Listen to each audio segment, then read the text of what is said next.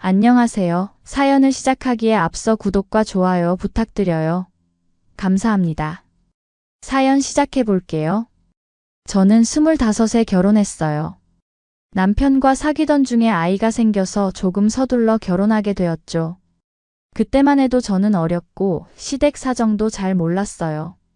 남편에게는 8살 어린 남동생이 있었어요. 시동생은 그때 고등학교 1학년이었는데 참 착하고 예의 바른 아이였어요.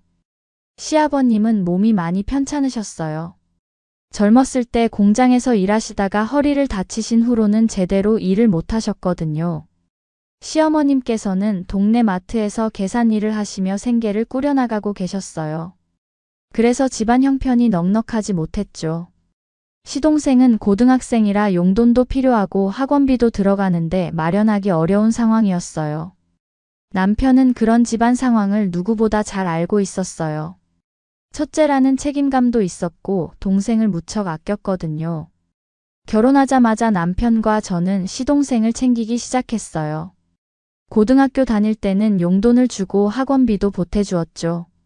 그리고 시동생이 대학에 진학한 후에는 등록금까지 모두 저희가 부담했어요. 저희에게도 결코 적은 돈이 아니었지만 가족이니까 당연하다고 생각했어요. 아이가 태어나고 나서 친정 어머님께서 육아를 도와주셨기 때문에 맞벌이가 가능했어요. 그래서 시동생을 보살필 수 있었죠. 시어머님께서는 항상 고마워하셨어요. 친정 부모님도 저희 상황을 이해해 주셨어요. 특히 친정 어머님은 제가 시댁을 챙기느라 고생한다고 하시며 종종 반찬을 만들어서 시댁에 가져다 주라고 하셨어요. 김치며 나물이며 정성스럽게 만드신 음식들을 큰 통에 담아서 주셨죠. 시어머님께서도 그런 친정 어머님의 마음을 고맙게 여기셨어요. 시동생은 정말 성실한 아이였어요. 형수인 제게도 항상 예의 바르게 대했고 조카를 무척 예뻐했어요. 공부도 열심히 해서 성적이 우수했죠. 저는 그런 시동생이 자랑스러웠어요. 남편도 동생이 잘 자라주어서 기특해했고요. 시간이 흘러 시동생이 대학을 졸업할 때가 되었어요. 취업 준비도 열심히 했죠. 스펙도 좋았고 면접도 잘 봐서 결국 대기업에 합격했어요. 저희 모두가 얼마나 기뻤는지 몰라요. 시부모님께서는 눈물까지 흘리시며 기뻐하셨어요. 시동생이 직장을 다니기 시작하면서 집안 형편도 많이 나아졌어요. 이제는 시부모님께 용돈도 드릴 수 있게 되었죠. 그리고 저희 부부에게도 고마움을 표현했어요. 시동생은 직장 생활에도 금세 적응했어요. 성격이 좋아서 동료들과도 잘 어울렸고 일도 열심히 했어요. 몇 년 후에는 승진도 하고 연봉도 많이 올랐죠. 그러더니 어느 날 사업을 해보고 싶다고 하더라고요. 처음에는 시부모님께서 걱정하셨어요. 안정된 직장을 그만두고 사업을 한다는 게 위험해 보였거든요. 하지만 시동생이 워낙 신중하고 계획성 있는 성격이라 결국 허락하셨어요. 남편과 저도 시동생을 믿고 응원했고요. 시동생의 선택은 옳았어요. 사업 수완이 정말 좋더라고요. 정말 대단했어요. 사업이 잘 되면서 시동생의 생활도 많이 여유로워졌어요. 시부모님께는 매달 용돈을 더 많이 드렸고 저희 가족에게도 종종 선물을 사다 주었어요. 조카를 위해서는 학원비며 용돈이며 아낌없이 지원해 주었고요. 그런 시동생이 40이 되어서야 결혼을 했어요. 일에만 매진하느라 연애할 시간도 없었다고 하더라고요. 동서는 시동생보다 12살 어린 여자였어요. 띠동갑이었죠. 처음 인사드릴 때부터 뭔가 어색했어요. 동서는 외모도 예뻤어요. 그런데 첫 만남부터 시댁 식구들을 대하는 태도가 좀 이상했어요. 인사는 정중하게 했지만 어딘지 모르게 거리감이 느껴졌거든요. 결혼 준비 과정에서도 그런 느낌이 계속되었어요. 혼수며 예물이며 모든 걸 시동생이 해결했어요.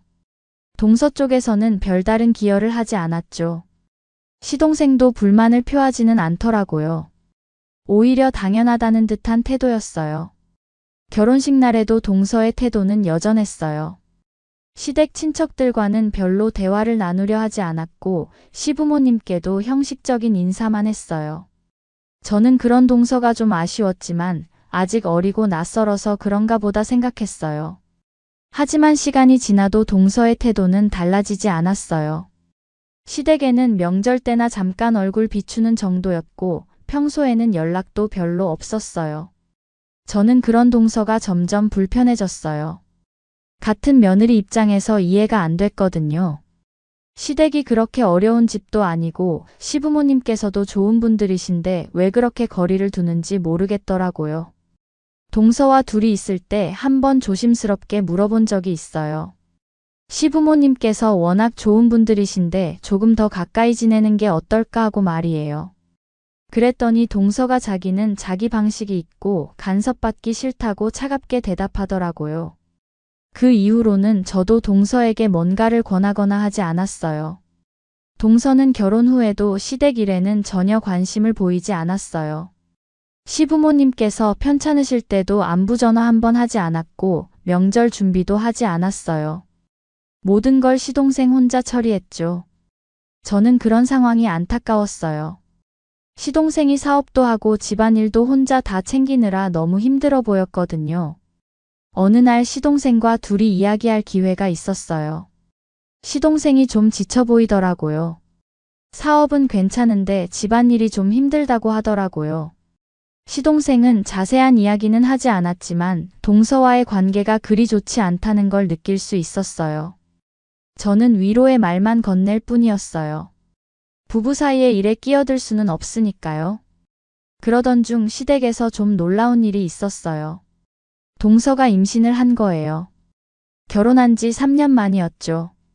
시부모님께서는 정말 기뻐하셨어요. 하지만 임신 기간 중에도 동서의 태도는 여전했어요. 시어머님께서 걱정이 돼서 도와주려 해도 별로 관심을 보이지 않았어요.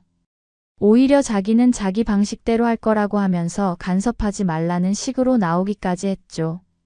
시어머님께서는 그런 동서 때문에 상처를 많이 받으셨어요. 손자를 보는 기쁨보다 며느리 때문에 받는 스트레스가 더 크신 것 같았어요.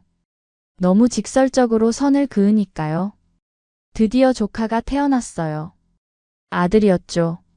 시부모님께서는 정말 기뻐하셨어요. 시동생도 아빠가 된 기쁨이 얼마나 큰지 얼굴에 다 드러나더라고요. 저희 가족도 모두 축하해드렸고요. 아이가 좀 자란 후에도 동서는 시댁과의 교류를 최소화했어요. 아이를 데리고 시댁에 오는 것도 정말 가끔이었고 와서도 빨리 가려고만 했어요. 시부모님께서 손자를 보고 싶어 하시는데도 말이에요. 저는 그런 동서의 태도가 이해되지 않았어요. 아이가 생기면 조금은 달라질 거라고 생각했는데 오히려 더 거리를 두는 것 같았거든요. 시댁을 부담스러워하는 게 아니라 아예 피하려고 하는 것 같았어요.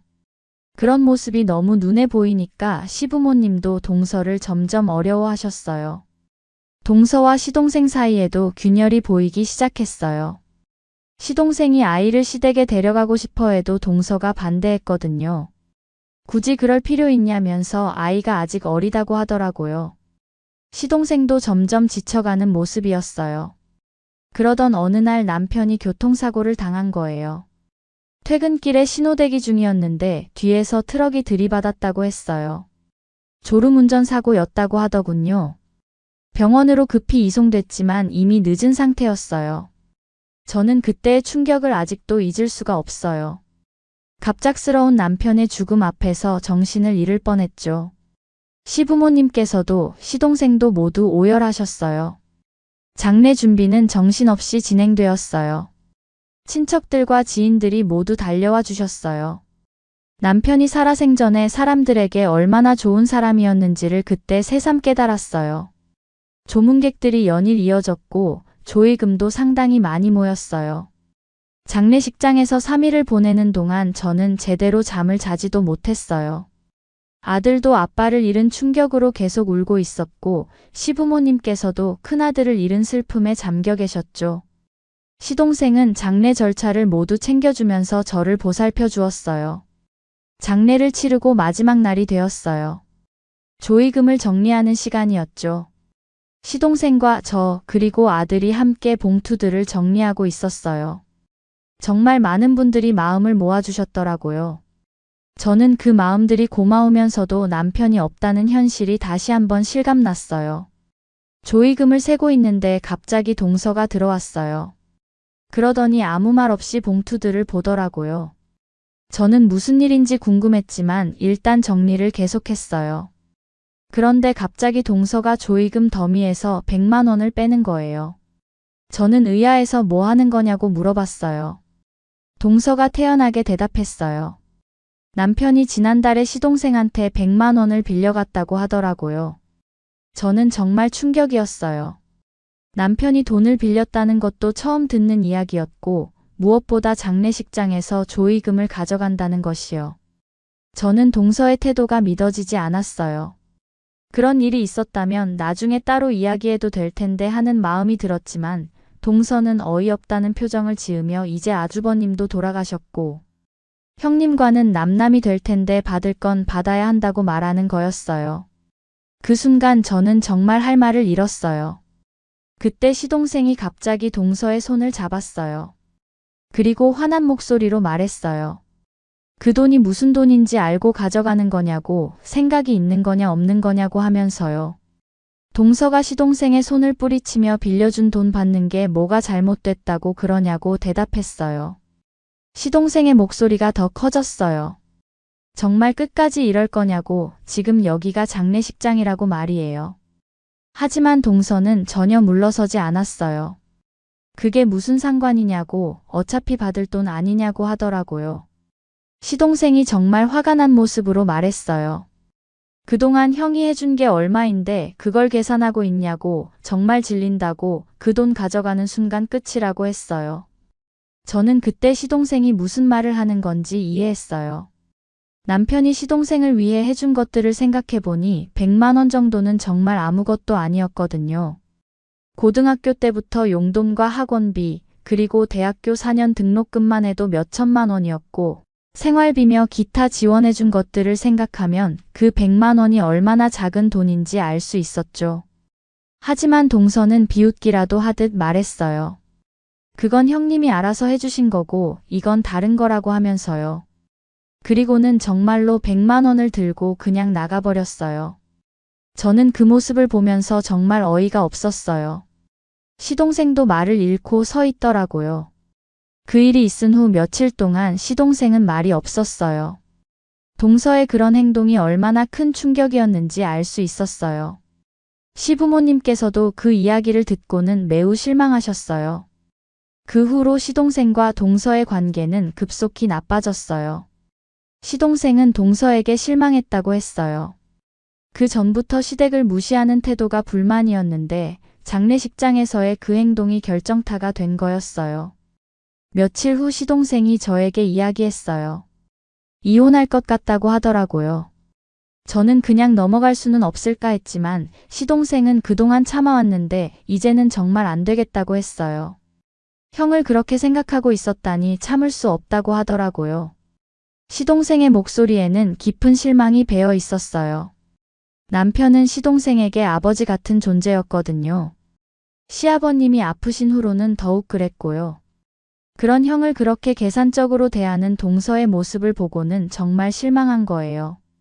그리고 시동생이 말하기를 동서가 원래 시댁에 돈 쓰는 것을 엄청 싫어했다고 해요. 시부모님께 용돈 드리는 것도 명절 때 선물하는 것도 모두 불만이었대요. 심지어 시부모님을 무시하는 발언도 종종 했다고 하더라고요. 그러면서도 친정에는 꼬박꼬박 용돈도 드리고 잘했나 봐요. 시동생은 그런 동서의 모습에 이미 정이 떨어진 상태였다고 했어요. 시동생의 말을 들으니 이해가 됐어요. 결국 시동생은 이혼을 결심했어요. 동서에게 이혼하자고 말했을 때 동서는 처음에는 믿지 못하겠다는 반응이었대요. 설마 그 일 때문에 이혼까지 하겠다는 거냐고 했다고 해요. 하지만 시동생의 마음은 이미 굳어진 상태였어요. 장례식장에서의 그 일이 결정적이었지만 사실 그 전부터 쌓인 것들이 많았거든요. 결국 법정에서 양육권 다툼까지 벌어졌어요. 하지만 법원에서도 시동생의 손을 들어줬어요. 경제적 능력도 시동생이 훨씬 좋았고 양육 환경도 시댁이 더 안정적이라고 판단한 거예요. 시부모님께서 아이를 돌봐주실 수 있다는 것도 큰 장점으로 작용했고요. 동서는 양육권을 잃고 나서 더욱 절망했대요. 이혼도 하게 되고 아이까지 잃게 된 거니까요. 그제서야 후회하기 시작했나 봐요. 자기가 정말 잘못했다고 다시 기회를 달라고 시부모님께 사과드리겠다고 했다고 해요. 하지만 이미 늦었어요. 시동생의 마음은 돌이킬 수 없을 정도로 상처받았거든요. 그리고 시부모님께서도 동서를 다시 받아들일 마음이 없으셨어요. 이혼이 성사된 후 동서의 삶은 정말 힘들어졌어요. 직장은 계속 다녔지만 아이 없는 삶이 많이 공허했나 봐요. 주말마다 아이를 만날 수 있었지만 한 달에 2번뿐이었거든요. 더 안타까운 건 동서의 친정에서도 이혼을 못마땅하게 생각했다는 거예요. 시동생이 경제적으로 여유로웠는데 왜 이혼했냐고 원망했대요. 너가 좀만 참으면 될 일이었는데 왜 그랬냐는 친정 부모님의 말에 동서는 더욱 힘들어했다고 해요. 자기를 이해해줄 사람이 아무도 없다고 생각했나 봐요. 시동생은 이혼 후 아이와 함께 시댁으로 들어갔어요. 시부모님께서 손자를 직접 키울 수 있게 된 거죠. 사별한 지 1년이 지난 지금도 저는 자주 시댁에 가요. 가서 시부모님 안부도 여쭙고 조카와도 시간을 보내죠. 시동생도 저를 친누나처럼 여기면서 무엇이든 상의하곤 해요. 고등학교 때부터 봐왔으니까요. 동서를 보면서 저는 많은 것을 생각하게 되었어요. 결혼이라는 게 단순히 두 사람이 만나는 것이 아니라 두 가족이 하나가 되는 일이라는 걸 새삼 느꼈어요. 동서는 그 부분을 이해하지 못했던 것 같아요. 시댁 식구들을 진정한 가족으로 받아들이지 못하고 항상 남으로 생각했으니까요. 그러다 보니 남편이 시동생을 위해 해준 모든 것들도 당연하게 여기면서 정작 자신이 한 작은 호의는 크게 생각했던 거예요. 지금 와서 생각해보면 동서가 그런 성격이 된 데에는 나름의 이유가 있었을 거라고 생각해요. 어쩌면 자기 가정에서 그런 방식으로 자랐을 수도 있고 개인적인 경험 때문일 수도 있죠. 하지만 결혼을 했다면 상대방의 가족을 받아들이려는 노력은 해야 했다고 생각해요. 특히 시부모님처럼 좋은 분들을 그렇게 대할 이유는 없었잖아요. 동서의 현재 상황을 보면 정말 안타까운 마음도 들어요. 좋은 남편과 좋은 시댁을 잃었을 뿐만 아니라 사랑하는 아이까지 잃게 되었으니까요. 하지만 그건 모두 자신이 선택한 결과라는 생각도 들어요. 만약 동서가 처음부터 시댁 식구들을 진정한 가족으로 받아들였다면 지금과는 전혀 다른 삶을 살고 있을 거예요. 남편도 잃지 않았을 것이고 아이와도 함께 지낼 수 있었을 테니까요.